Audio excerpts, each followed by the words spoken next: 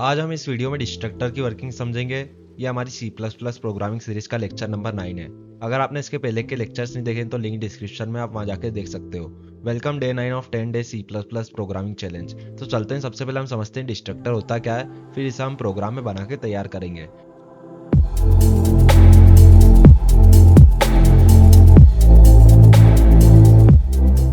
तो डिस्ट्रक्टर में पहला पॉइंट क्या है, when object of class is destroy before some time destructor call.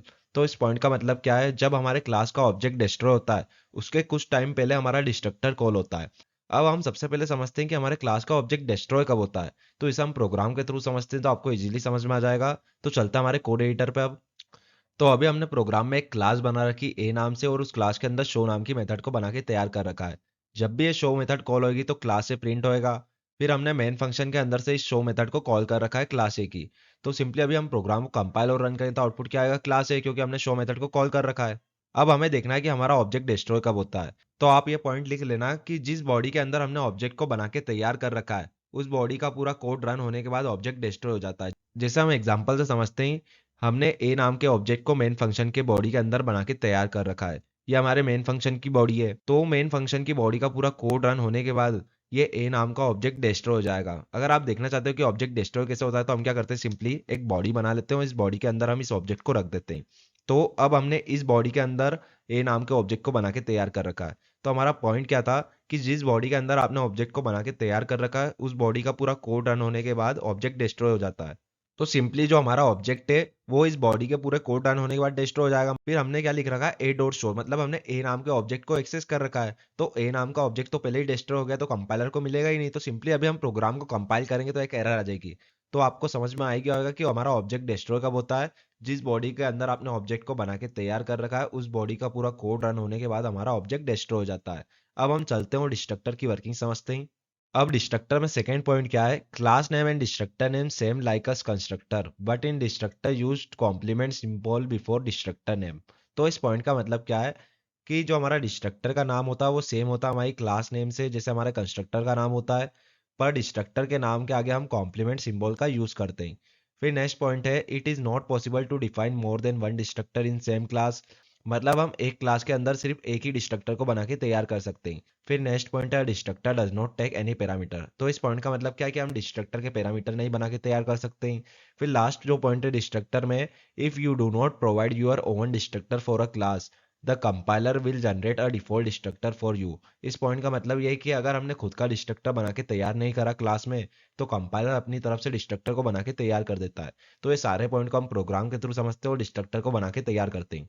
तो जो जो चीज़ें काम की नहीं है वो हटा लेते हैं हम यहाँ से सिंपली। अब हमें डिस्ट्रक्टर को बना के तैयार करना है। तो हमने डिस्ट्रक्टर में पॉइंट क्या पढ़े थे, सबसे पहला पॉइंट हमने पढ़ा था कि डिस्ट्रक्टर का नाम सेम होता है हमारे क्लास नेम से। तो सिंपली हम डिस्ट्रक्टर का नाम ए रख देते ही। और हमने ये भी पॉइंट पढ़ा था कि डिस्ट्रक्टर के नाम के आगे हम कॉम्प्लीमेंट सिंबल का यूज करते हैं। तो इस तरीके से हम डिस्ट्रक्टर को बना के तैयार करते हैं। अब हम क्या करते हैं, इस डिस्ट्रक्टर के अंदर कुछ कोड लिख लेते हैं कि जब भी डिस्ट्रक्टर कॉल होए तो कुछ कोड प्रिंट हो जाए और हमें पता चल जाए कि हमारा डिस्ट्रक्टर कॉल हो गया है। तो हमने लिख दिया है क्लास ए डिस्ट्रक्टर। तो अब हमारा जब भी डिस्ट्रक्टर कॉल होएगा तो ये कोड प्रिंट हो जाएगा।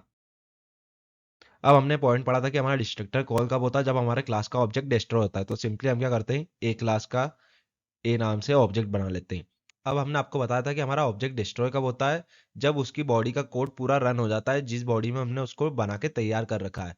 तो सिंपली हमारा ऑब्जेक्ट डिस्ट्रॉय कब होएगा, गेट सी एच के बाद डिस्ट्रॉय होएगा और गेट सी एच हमारी स्क्रीन को स्टॉप करने का काम करता है। तो सिंपली हमारा ऑब्जेक्ट सपोज करो कि यहाँ पे डिस्ट्रॉय हो रहा है और ऑब्जेक्ट के डिस्ट्रॉय होने से कुछ टाइम पहले हमारा डिस्ट्रक्टर कॉल होता है। पर हमारा जो गेट सी एच है वो क्या करता है, स्क्रीन को स्टॉप करने का काम करता है। तो गेट सी एच का काम होने के बाद स्क्रीन स्टॉप होएगी नहीं। तो हमारा डिस्ट्रक्टर तो कॉल होएगा पर हमारा जो आउटपुट है वो हमें दिखेगा नहीं क्योंकि हमारी स्क्रीन स्टॉप नहीं होएगी। तो अभी हम प्रोग्राम को कंपाइल और रन करेंगे तो अभी आउटपुट विंडो पे ब्लैंक विंडो आएगी। अब जैसे हमने इंटर दबाया तो गेट सीएस को एक कैरेक्टर मिल जाएगा। उसके बाद हमारा डिस्ट्रक्टर कॉल होएगा, इसलिए हमें वो लिखा हुआ दिख नहीं रहा है। अब हमें देखना है कि हमारा डिस्ट्रक्टर कॉल हुआ है कि नहीं हुआ। तो हम क्या करते हैं, सिंपली इस ऑब्जेक्ट को एक बॉडी के अंदर बना देते हैं। तो अभी हमारा ऑब्जेक्ट यहाँ पे डिस्ट्रॉय होएगा गेट सीएच के पहले और ऑब्जेक्ट के डिस्ट्रॉय होने से कुछ टाइम पहले हमारा डिस्ट्रक्टर कॉल हो जाएगा। तो सिंपली आउटपुट क्या आएगा, क्लास ए डिस्ट्रक्टर। तो प्रोग्राम को हमने कंपाइल और रन करा तो क्लास ए डिस्ट्रक्टर प्रिंट हो गया है। तो हमने देख लिया है कि हमारा जो डिस्ट्रक्टर है वो ऑब्जेक्ट के डिस्ट्रॉय होने के कुछ समय पहले कॉल होता है।